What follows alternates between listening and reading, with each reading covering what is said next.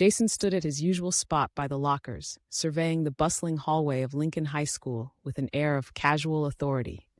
He was tall, muscular, and possessed a charisma that drew others to him effortlessly.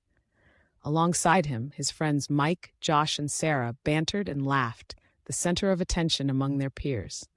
"Hey, check out Sam over there," Mike nudged Jason, jerking his head toward a smaller boy fumbling with his books near the water fountain.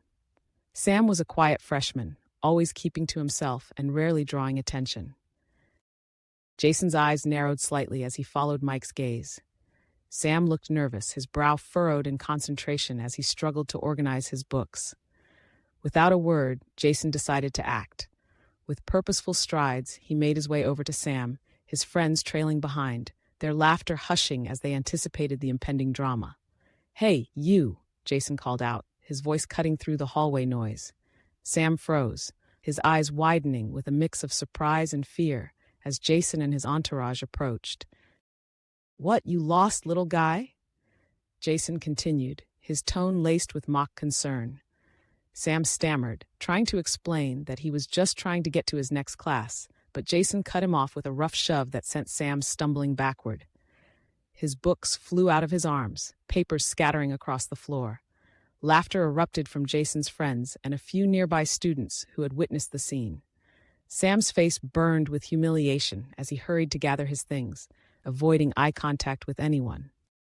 Jason swaggered back to his friends, a smirk playing on his lips as he reveled in the attention and admiration of his peers.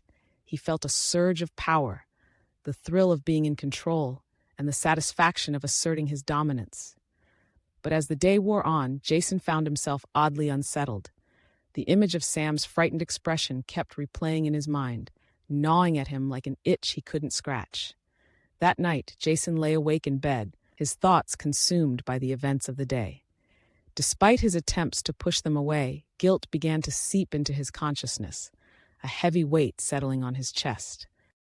The next morning, Jason arrived at school with a knot of tension in his stomach.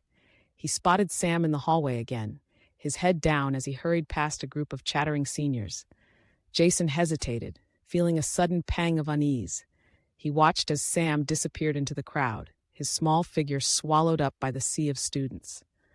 During lunch break, Jason found himself standing by the lockers, his friends engrossed in their usual banter. But Jason's mind was elsewhere.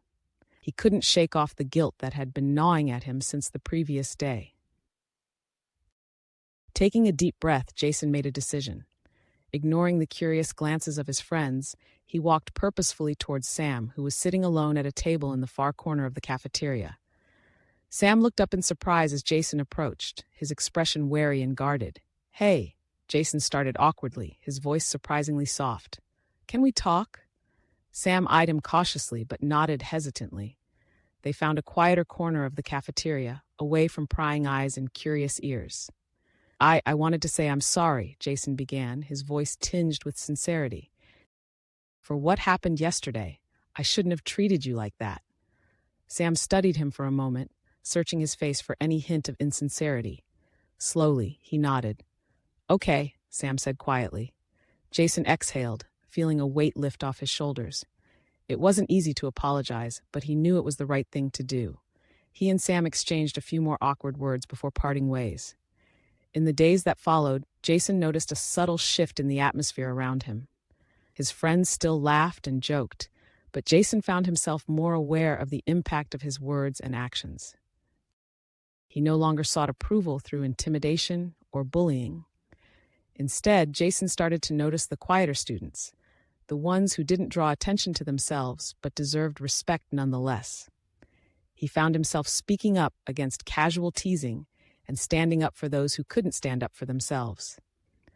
Sam remained cautious around Jason, but there was a tentative nod of acknowledgement whenever they crossed paths. Jason knew he couldn't erase what had happened, but he was determined to make amends by choosing kindness over cruelty. As weeks turned into months, Jason's reputation began to change. He became known not just for his strength and confidence, but for his empathy and fairness. His friends noticed the change too, and some even followed his lead in treating others with respect. One afternoon, Jason watched from a distance as Sam participated in a school event. His face lit up with a genuine smile as he interacted with his peers. Jason felt a swell of pride, not for himself, but for the small part he had played in allowing Sam to feel safe and accepted. Years later, as Jason reflected on his high school days, he realized how much he had grown from the experience.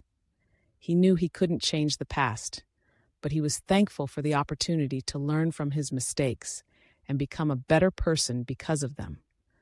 The memory of Sam and the lessons they had both learned stayed with Jason throughout his life.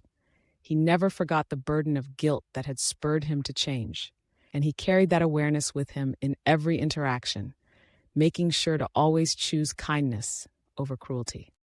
Jason's journey from bully to empathetic leader wasn't just a transformation. It was a testament to the power of self-reflection and the willingness to confront one's own shortcomings. His story served as a reminder that even the strongest among us can learn and grow, and that redemption is always within reach for those who seek it.